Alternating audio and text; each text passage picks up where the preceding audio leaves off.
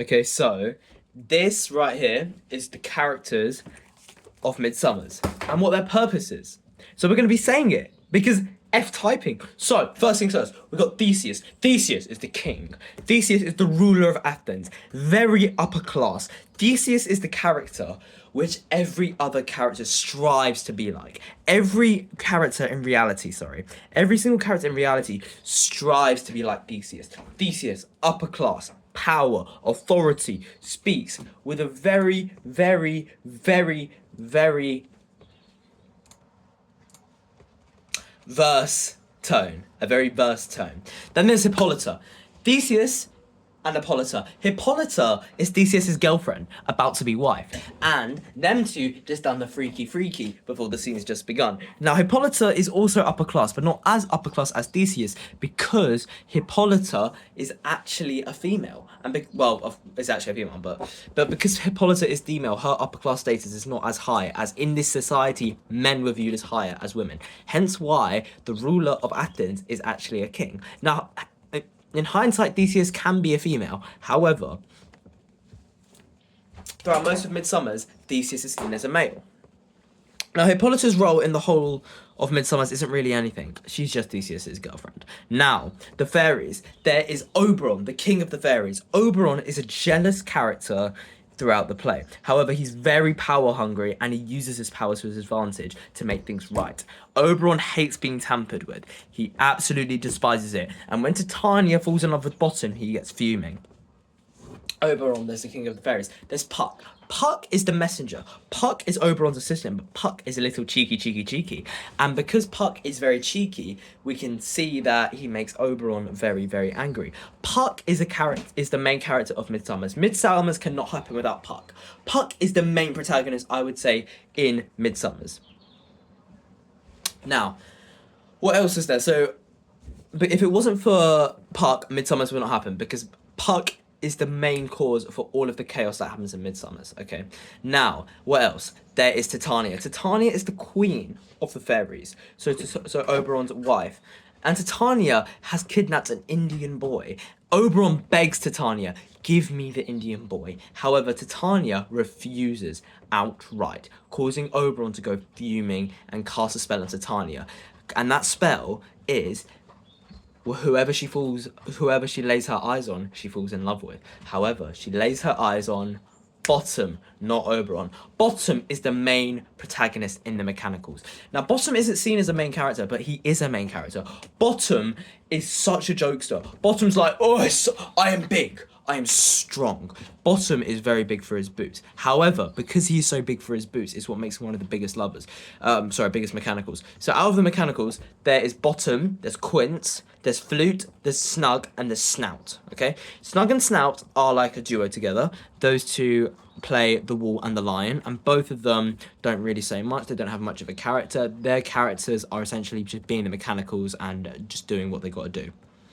Snug is very much like in this production, I don't want to be here. Snug is very shy. Snug is a very shy character. Flute always wants to be like Bottom. Bottom is the biggest. Bottom believes he is so big. Bottom believes he's so great.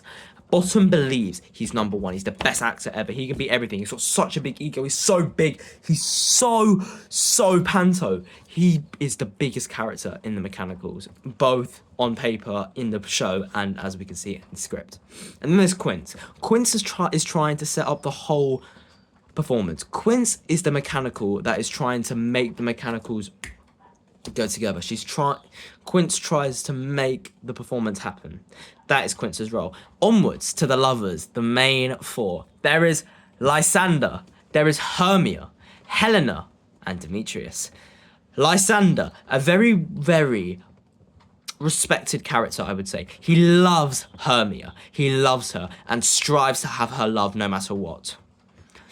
Hermia loves Lysander. Hermia is Aegeus' daughter. However, Aegeus is not in our play, so it actually seems like Hermia is Theseus' daughter, but it's Aegeus' daughter. Hermia loves Lysander as well, and is trying to negotiate it with the king. I love Lysander. So Lysander, upper class, I would say Lysander's colour. Lysander's colour, I would say, is red. Lysander's a very royal red colour. Red is very pure. There's a lot of aura behind red. Lysander's red. And I would say Hermia is pink. Hermia, because pink is light. And I believe pink is very similar to red. And I believe Hermia is very pink. She disobeys her father. She really, really does. And if you look within the rainbow, red is at the top. Red, orange, yellow, green, blue, yeah, purple. There's no pink. And I believe it's because pink she disobeys her father. She really does. So I believe Hermia is more of a pink. And Hermia loves Lysander no matter what. That never changes. Hermia loves Lysander. And throughout Puck's spell, Lysander actually ends up loving Helena. Helena is a lower class woman. So she's not like Lysander or Hermia. She is much, much lower class. However, beforehand, her and Demetrius actually had an affair, which is why she still loves Demetrius. Helena always has loved Demetrius, and that never changes. She loves Demetrius throughout the whole show. I would say Helena is purple. Feminine, but not pure, because I see purple as not a pure colour. I see it as a very haunted colour. It's a colour that's not at peace, purple. And I would say that is Helena. And I would say Demetrius is blue. Back to Helena, though. Helena is one of the bigger lovers as well, because Helena is the lover that is lower class, but kind of describes the difference. She's kind of a narrator, because she's got a monologue that tells the audience of why she loves Demetrius and what Demetrius has done to her. That's not said a lot. And finally, there's the man, the myth, the legend, Demetrius. Now, Demetrius is an upper class character. He loves Hermia in the beginning. He loves Hermia. He loves Hermia. He wants Hermia. And he wants this arranged marriage. Hermia doesn't want it. Lysander's in the way. Demetrius is fuming. He wants Hermia. He wants her. However, he can't have her. Why can't he have her? Because Hermia doesn't want the marriage. And Demetrius is constantly like, I love you. Come here. I am big. I am strong. I am royalty. Why don't you love me? He's very, very stereotypical. And Hermia doesn't like that at all, but Demetrius is so stereotypical, hence why he's like this. He's got a massive ego. He believes he's macho because he gets a lot of females. He's a player. He's very much like, oh, I'm Demetrius.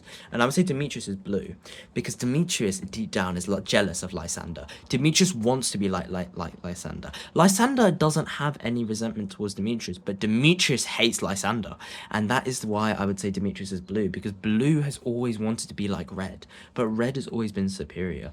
And red has got nothing to do against blue, but blue has always caused conflict with red. Blue's darker. Blue is a well-known colour, like how Demetrius is well-known, but he's not as pure. It's not as loved as red. So that is my character analysis. And plus with the other mechanicals, I'd say bottom is like a light blue for bottom. He's very on point. He's very royal. He's very big.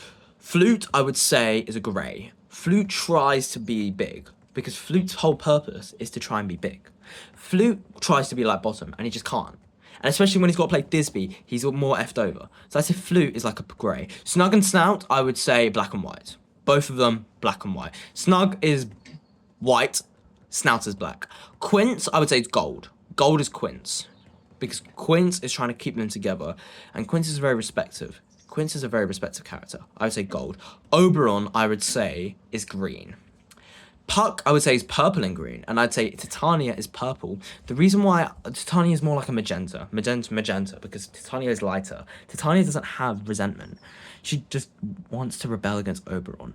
So I would say Titania is like a magenta. Oberon's a green. Puck is magenta and green, as in combination to them both. And also I see green.